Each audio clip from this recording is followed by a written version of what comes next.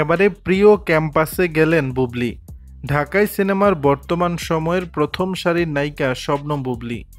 অর্থনীতিতে স্নাতক সম্পন্নের পর ঢাকা বিশ্ববিদ্যালয়ে MBA করেছেন তিনি। এরপর 2013 সালে দেশের একটি বেসরকারি টেলিভিশন চ্যানেলে সংবাদ পাঠক হিসেবে ক্যারিয়ার শুরু করেন বুবলি।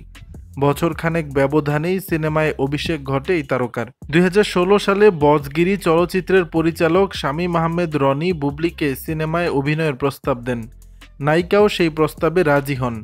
এরপর একের পর এক সিনেমায় অভিনয় করে গেছেন তিনি। কাজ করেছেন ঢালিউড সুপারস্টার শাকিব খানের সঙ্গে একাধিক ছবিতে। 2018 সালের শেষের দিকে শাকিবকে বিয়ে করেন বুবলি। 2 বছর পরই তাদের সংসার আলো করে আসে একটি পুত্র সন্তান। তবে বর্তমানে স্বামীর সঙ্গে এক ছাদের নিচে থাকছেন না এই অভিনেত্রী। ব্যক্তিজীবন, সংসার, বিচ্ছেদ নিয়ে প্রতিনিয়তই সংবাদের শিরোনাম হন তিনি। এসবের মাঝেই সম্প্রতি নিজের বিশ্ববিদ্যালয়ের স্মৃতিতে ফিরে গেছেন বুবলি। সম্প্রতি নিজ বিশ্ববিদ্যালয়ের প্রিয় ক্যাম্পাসে হাজির হয়েছিলেন তিনি। রোববার 30 জুন দুপুরে সামাজিক যোগাযোগ মাধ্যমে 3টি ছবি প্রকাশ করেছেন অভিনেত্রী, যেখানে ঢাকা বিশ্ববিদ্যালয়ের ক্যাম্পাসে দেখা গেছে বুবলিকে।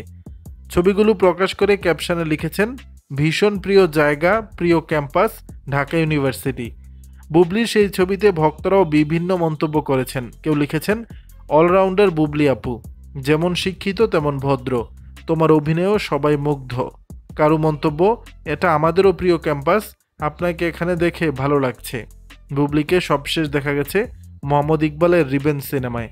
দর্শক, বিষয়টি নিয়ে আপনাদের মতামত জানাবেন নিচের কমেন্ট বক্সে।